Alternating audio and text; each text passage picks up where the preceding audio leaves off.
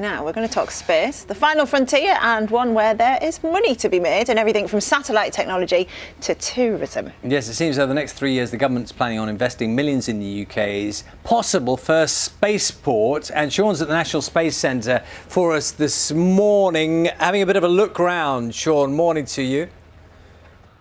Yeah, morning. At the minute, we're looking at one of the big rockets that has been manufactured here in the UK in the past. And it sort of just goes to show that even though you might see the big takeoffs on TV when it happens, that the UK space industry and its £14 billion we've been talking about, contribution to the economy, 40,000 jobs, there's a lot more that goes into it. And I'm joined now by Martin, who's from the University of Leicester, just down the road. And Martin, when you look at something like this rocket as an example, how does that filter down into the British economy? Well, it's about having a supply chain, because you have to build a lot of components to put something like this together.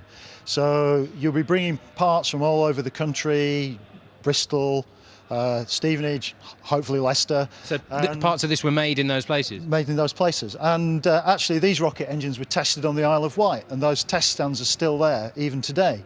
So it's about creating a supply chain that builds everything from the cradle to grave, satellite components, and we've got a fantastic opportunity in the UK for developing new businesses around constellations of satellites, large numbers of satellites in orbit around the Earth, and that's the kind of thing we're trying to develop in the Midlands and further afield. Now, if we had our own spaceport in the UK, that might help a little bit more. We can talk to Andy now, who runs a business in space. Space technology is what your business focuses on, Andy. If this spaceport that we heard about from the government yesterday managed to be built, what kind of opportunities would that mean for small businesses like yourself? Well, if we can create a low-cost access to space from the UK, I think it really opens up fantastic opportunities for the UK space industry. We'll be able to launch more satellites more cost-effectively. That means more data coming down to Earth that we can do more things with. How would that help people at home? Well, we can use data in all sorts of different markets. Agriculture for tracking crop growth. We could use it in insurance company for tracking cars or vehicles. Ships, for instance.